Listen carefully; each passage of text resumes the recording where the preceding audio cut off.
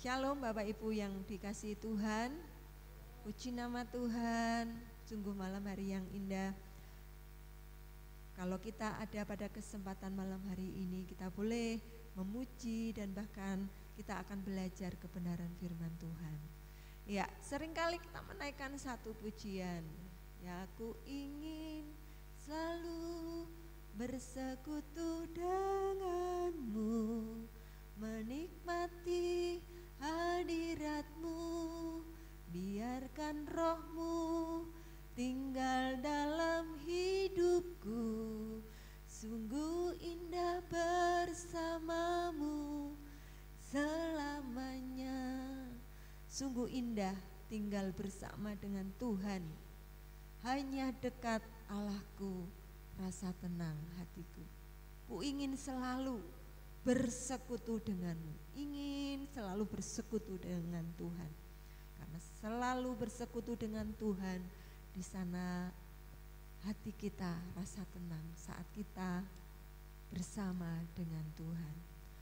Beberapa waktu yang lalu saya sampaikan, apa itu tenang? Tenang itu adalah perasaan tentram, perasaan aman, dekat dengan Tuhan. Dan itu kita dapatkan saat seperti pujian yang kita naikkan tadi, saat kita berada dekat dengan Tuhan, saat kita selalu bersekutu dengan Tuhan, saat kita selalu mencari wajah-Nya.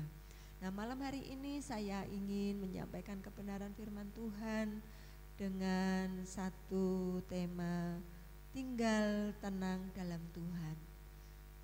Apa manfaat tinggal tenang dalam Tuhan? Apa sih manfaatnya kita tenang? Apa sih manfaatnya kita selalu bersekutu dengan Tuhan? Apa sih manfaatnya kita selalu berada di dalam hadirat Tuhan? Ya, dalam hadirat Tuhan kita tenang. Ada aliran yang Tuhan berikan di dalam diri kita. Apa itu? Mari kita membuka Alkitab kita bersama-sama di dalam Perjanjian Lama, di dalam Yesaya pasal 30 ayat yang ke-15. Firman Tuhan mengatakan, sebab beginilah firman Tuhan Allah yang Maha Kudus, Allah Israel. Dengan bertobat dan tinggal diam, kamu akan diselamatkan. Dalam tinggal tenang dan percaya terletak kekuatanmu. Ya, manfaat kita tenang. Kenapa kita harus tenang? Manfaat tenang itu adalah di dalam kita tinggal tenang terletak kekuatanmu, terletak kekuatan kita. Saat kita tenang, ada energi positif di dalam diri kita. Kita tidak gerusa-gerusu. Kalau kita tenang, kita bisa mempertimbangkan sesuatu hal itu dengan baik, mengambil keputusan dengan baik. Kalau kita tenang, kita tidak panik, kita bisa berpikir positif. Apa yang seharusnya saya lakukan? Semisal seperti ini. Seperti tadi pagi saya mengajar anak-anak. Ketika seorang anak tidak mentaati, dia mencoba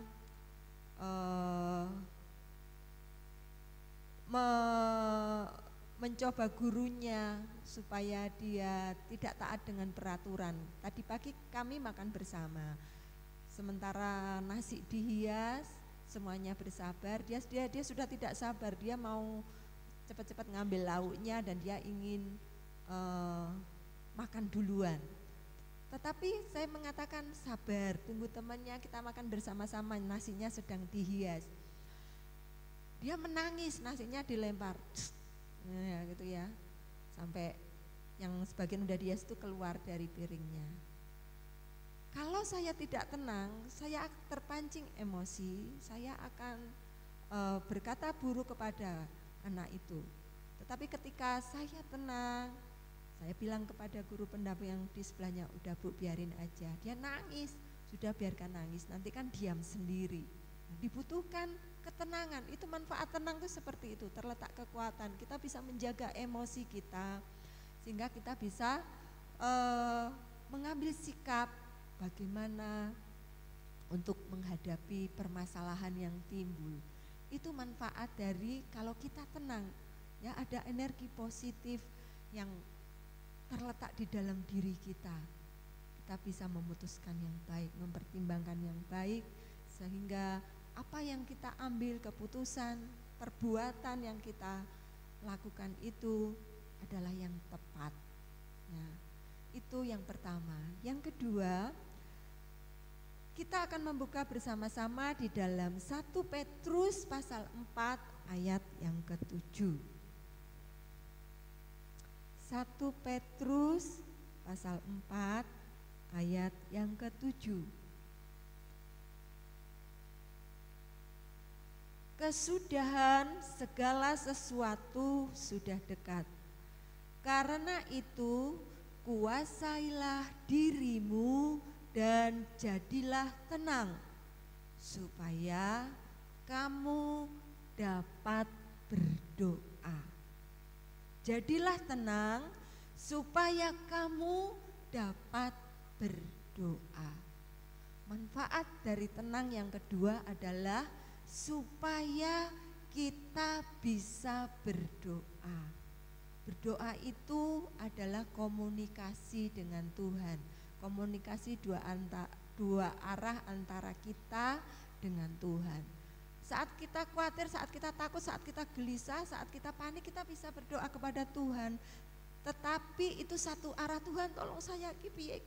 Tapi yang saya maksudkan adalah kalau kita tenang, manfaat yang kedua, kita bisa berdoa dengan Tuhan. Dalam arti berdoa itu kan komunikasi dua arah. Kita tidak hanya berdoa, menyampaikan isi hati kita kepada Tuhan.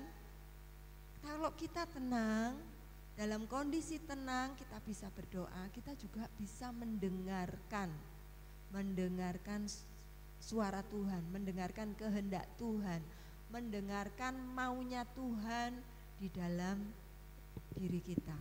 Saat kita menghadapi sesuatu, kita berdoa kepada Tuhan, kita bisa mendengar apa yang Tuhan inginkan, apa yang Tuhan ingin kerjakan di dalam diri kita. Bahkan kalau kita berkomunikasi dengan Tuhan, kita meminta sesuatu, bebas kan kita berdoa minta apa saja.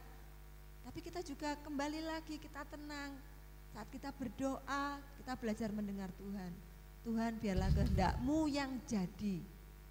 Kalau kehendak Tuhan yang jadi, ketika permohonan kita itu tidak dikabulkan dengan Tuhan, tidak sesuai dengan kehendak Tuhan, itu tidak akan membuat kita kecewa. Oh, berarti Tuhan belum kehendaki. Okelah, ya. Aku tetap semangat mengiring Tuhan, aku tidak kecewa sekalipun doaku ini belum terjawab. Nah itu ya manfaat dari tenang. Kita bisa berdoa dalam arti dua arah. Kita bisa mengeluarkan isi hati kita juga bisa mendengar jawaban Tuhan, apa maunya Tuhan di dalam hidup kita. Nah Bapak Ibu Saudara yang dikasihi Tuhan, dua hal ini, masih banyak lagi, tapi dua hal ini yang saya sampaikan Tuhan ingin kita lakukan. Ya, manfaat dari tenang mengajar kita, satu, kalau kita tenang terletak kekuatan kita, ada energi positif yang keluar dari diri kita sehingga kita bisa memutuskan hal-hal yang baik.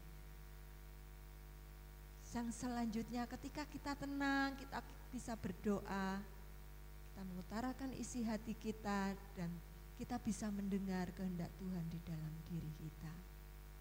Oleh karena itu kita sebagai anak-anak Tuhan, biarlah kita terus ya seperti pujian tadi di awal. Ku ingin selalu bersekutulah dengan Tuhan setiap saat, setiap waktu, karena di situ kita bisa merasa tenang. Jangan kita terus melalaikan Tuhan. Jadikan Tuhan yang utama di dalam kehidupan kita. Hanya dekat Allahku rasa tenang hatiku. Kalau kita tenang, kita merasakan pertolongan Tuhan, kita selalu ingin dekat dengan Tuhan. Amin.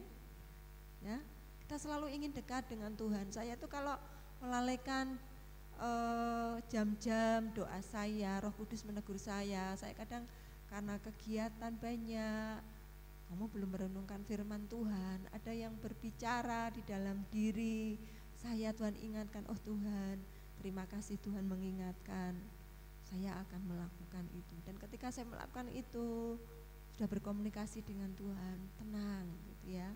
Tuhan ingatkan akan apa yang saya kerjakan hari ini, kalau salah Tuhan tegur.